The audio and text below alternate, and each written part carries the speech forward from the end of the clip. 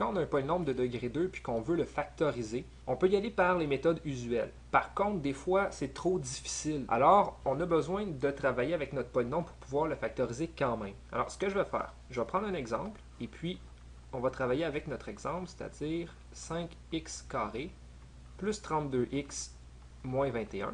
Et puis, on va voir comment on peut le factoriser, parce que, bon, clairement, on voit là, avec les coefficients qu'on a ici, 5, 32 et moins 21, c'est pas évident d'y aller avec une factorisation par méthode conventionnelle. Je vais aussi travailler avec un polynôme arbitraire de degré 2. Alors, voici la forme générale d'un polynôme de degré 2. Et puis, dans le fond, ce que je vais faire avec mon polynôme concret, mon exemple concret, je vais aussi le faire avec la forme générale pour essayer de faire ressortir une formule. Alors, ce que je cherche à faire, c'est factoriser.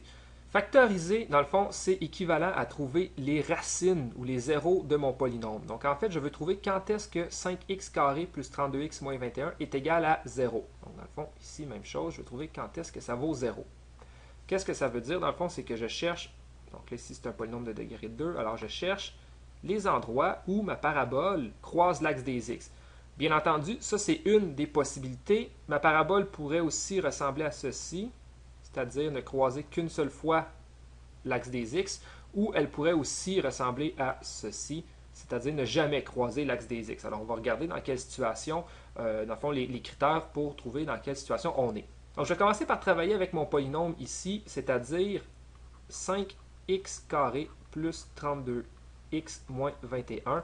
Je vais trouver quand est-ce que c'est égal à 0. Première chose que je vais faire, c'est faire la complétion de carré de ceci. Donc, pour faire la complétion de carré, je vais juste venir réécrire peut-être ici en bas la forme générale d'une complétion de carré, c'est-à-dire si j'ai ax carré plus bx plus c, je peux réécrire ceci de la façon suivante. A, x plus b sur 2a au carré plus 4ac moins b carré sur 4a. Alors, ceci, on appelle une complétion du carré. Alors, bien entendu, ici, je ne voulais pas voir dans le détail comment on fait une complétion du carré. Ce qui est important de savoir pour l'exercice qu'on fait ici, c'est de savoir dans le fond que n'importe quel polynôme de degré 2, on est capable de l'écrire sous cette forme-ci. Peut-être une petite note ici, bien entendu, comme je travaille avec un polynôme de degré 2, le a est différent de 0. Parce que si a est égal à 0, je n'aurai pas de terme en x carré, donc je n'aurai pas un polynôme de degré 2, j'aurai un polynôme de degré 1 ou de degré 0. Alors bien entendu, comme je veux travailler absolument avec une parabole, il faut que le a soit différent de 0, et c'est ce qui, dans le fond, légitimise ici la division par a, et par a ici, donc il n'y a pas de problème, on ne divise pas par 0. Alors ce que je vais faire maintenant, je vais prendre mon polynôme ici, et je vais lui faire la complétion de carré. Je peux peut-être juste indiquer ici, ça c'est a, ça c'est b, et ça, c'est C. Alors, bon, premièrement, bon, le A, ça va. Ici, là, le B sur 2A, je vais le calculer ici. Donc, B sur 2A, 32 sur 2 fois 5, ce qui me donne 32 dixièmes. L'autre, par contre, un petit peu plus long. C'est pour ça ici que je viens faire les calculs à côté. Et puis, je mettrai après ça en formule. Donc, 4AC moins B carré sur 4A, ce qui donne 4 fois 5 fois moins 21, mais le C c'est moins 21, moins 32 au carré sur 4 fois 5. Ceci donne moins 361 cinquième. Alors, ça veut dire que, si je reviens un petit peu ici, 5x carré plus 32x moins 21 peut être écrit sous la forme, donc a, 5, x plus 32 sur 10 au carré, et maintenant plus ce morceau-ci, donc plus moins 361 cinquième. Alors, qu'est-ce que ça veut dire? Pourquoi je fais ça? Voyez-vous ici, je veux trouver quand ceci est égal à 0. Donc 5x carré plus 32x moins 21. Si ces deux choses-là ici sont égales et que celle-ci est égale à 0, parce que c'est ce que je cherche, dans le fond, je peux tout simplement écrire ma complétion de carré comme étant égale à 0. résoudre la complétion de carré qui est ici égale à 0, ou bien résoudre ce que j'ai ici égale à 0, c'est la même chose, étant donné que ces deux trucs-ci sont équivalents. Dans le fond, ce que je veux faire, c'est quoi? C'est trouver quand est-ce que ceci, moins 361 sur 5, parce qu'ici, le plus et moins donne moins. Donc, quand est-ce que ça vaut 0? Alors, bien entendu, première étape, c'est de additionner des deux côtés 361 cinquièmes.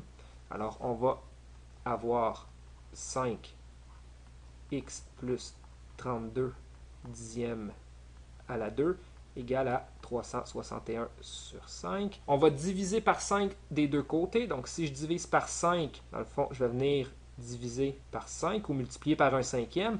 Et on va obtenir que, je vais venir ici complètement à gauche, x plus 32 dixièmes au carré est égal à 361 sur 25. Donc, je vais juste venir mettre une flèche là, pour indiquer que j'ai continué ici pour avoir plus de place. Maintenant, ce que je vais faire, comme je vais isoler mon x, je vais venir prendre la racine carrée des deux côtés. Alors, à gauche, ça va faire disparaître le carré. Et à droite, on va prendre la racine. Il ne faut pas oublier le plus ou moins. Et là, on se ramasse avec quoi? On se ramasse avec, je vais venir mettre ici, x plus 32 dixièmes égale à plus ou moins la racine carrée de 361 25e. Donc, on peut prendre la racine carrée du numérateur, ceci donne 19, et la racine carrée du dénominateur, qui donne 5. Et finalement, qu'est-ce qu'il nous reste à faire, bien entendu, c'est de soustraire le 32 dixième des deux côtés. Et on obtient la chose suivante. Alors, on obtient deux choses, parce qu'ici, on a un plus ou moins, donc on a deux calculs à faire. On obtient, bon, premièrement, x1 égale moins 32 dixièmes, donc je vais mettre ici le truc en rouge en premier, plus 19 cinquièmes, et on obtient une deuxième réponse qui est moins 32 dixièmes moins 19 cinquièmes. Alors, si on effectue les calculs, le premier nous donne 3 cinquièmes et le deuxième nous donne moins 7. Alors, j'ai trouvé les deux racines de mon polynôme, c'est-à-dire 3 cinquièmes et moins 7. Donc, ma parabole coupe l'axe des x à moins 7 et à 3 cinquièmes. Donc, je serai dans le cas ici de la parabole qui est en rouge. Donc, une fois que j'ai mes racines, 3 cinquièmes et moins 7, qu'est-ce que ça veut dire en termes de factorisation? Ça veut dire que je peux factoriser mon polynôme ici. Donc, je vais venir l'encadrer. Donc, ceci se factorise de la façon suivante. Donc, x moins ma première racine, moins 3 cinquièmes, fois x moins ma deuxième racine, qui est moins 7. Et là, si on remarque, alors ici, j'ai une puissance x à la 1, puissance x à la 1. Donc, quand je vais distribuer, je vais obtenir x carré. Il ne faut pas oublier, moi ici, j'ai un coefficient devant mon terme dominant qui n'est pas 1, qui est 5. Alors, celui-ci, il ne faut pas oublier de venir le rapporter devant. Ou sinon, on fait une erreur qui est fréquente, c'est-à-dire d'oublier dans la factorisation de mettre le terme dominant qui est ici. Alors, la factorisation, je vais l'écrire ici, 5, x moins 3 cinquièmes, et ici on peut écrire x moins 7, donc x plus 7. Donc, 5x carré plus 32x moins 21 se factorise de la façon suivante, 5 fois x moins 3 cinquièmes fois x plus 7. Et les racines sont, alors, il faut faire attention, 3 cinquièmes, ici, quelles sont ici mes deux racines? Donc, 3 cinquièmes et moins 7. Donc, par exemple, ici, je pourrais croiser les x en moins 7 et ici en 3 cinquièmes, la valeur de x. Et bien entendu, si on cherche la coordonnée, le y, c'est 0, étant donné qu'on est sur l'axe des x. Alors, moins 7, 0 pour cette coordonnée-ci et 3 cinquièmes, 0 pour la deuxième coordonnée.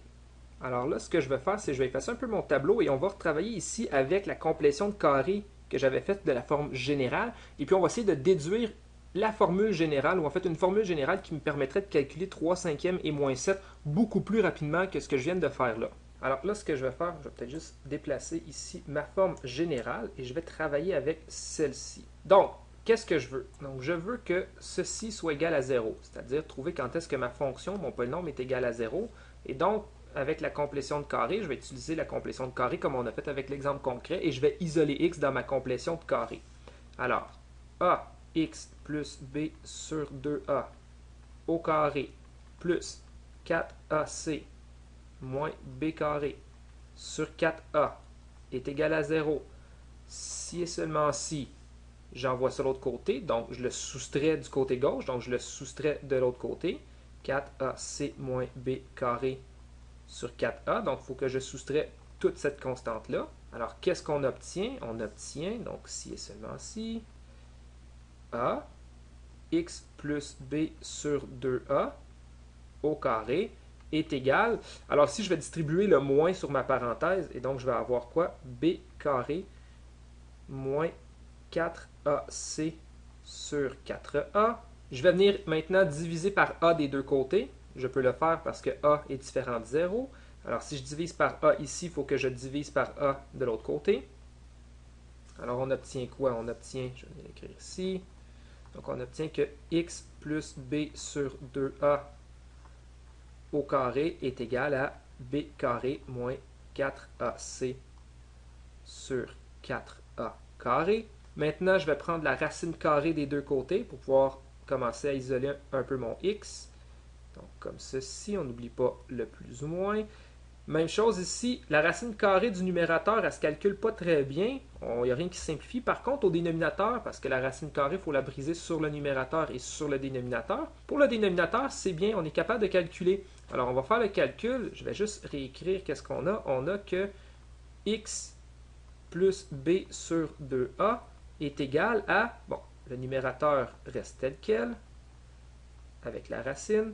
Le dénominateur, donc 4a carré devient 2a, et on n'oublie pas le plus ou moins. Et maintenant, si je veux isoler x, il va me rester à soustraire le b sur 2a, donc moins b sur 2a. Et là, qu'est-ce qu'on remarque? On remarque qu'on est sur le même dénominateur. Alors, je peux tout réécrire ça de la façon suivante, c'est-à-dire x est égal à moins b plus ou moins b carré moins 4ac en racine, le tout divisé par 2a. Alors, ici, on a comment trouver les zéros d'un polynôme. Ça, c'est ce qu'on appelle la formule quadratique. Donc, la formule quadratique. T-I-Q-U-E. Si on regarde de plus près la formule quadratique, il y a une racine carrée. Alors, là, il y a différentes possibilités. Si l'intérieur de la racine carrée est positive, on va être capable de calculer la racine. Ça va donner un nombre réel. Et puis, on va avoir moins b plus ou moins une valeur qui est positive divisé par 2a. Alors, on va avoir moins b plus la valeur obtenue et moins b moins la valeur obtenue. Et donc, on a deux réponses différentes. Et ça ici, c'est le cas qu'on a dans notre parabole rouge, c'est-à-dire deux racines distinctes. Alors, je vais l'écrire ici. Ça, c'est vrai quand b carré moins 4ac, qui est l'intérieur ici de la racine, est plus grand que 0. Si l'intérieur de la racine est égal à 0, eh bien, on va avoir moins b plus 0 et moins b moins 0, qui donnent la même valeur. Alors, dans ce cas-ci, on va avoir une seule réponse, et c'est le cas de ma parabole verte. Quand b carré moins 4ac est égal à 0, on n'obtient qu'une seule racine. Finalement, si l'intérieur de la racine est négatif, eh bien, la racine carrée d'un nombre négatif ne donne pas un nombre réel, alors je ne serai pas capable de calculer ou d'évaluer la racine. Alors ça veut dire que je ne croise pas l'axe des x. Donc, b carré moins 4ac, si c'est négatif, il n'y a pas de racine et donc on ne peut pas factoriser.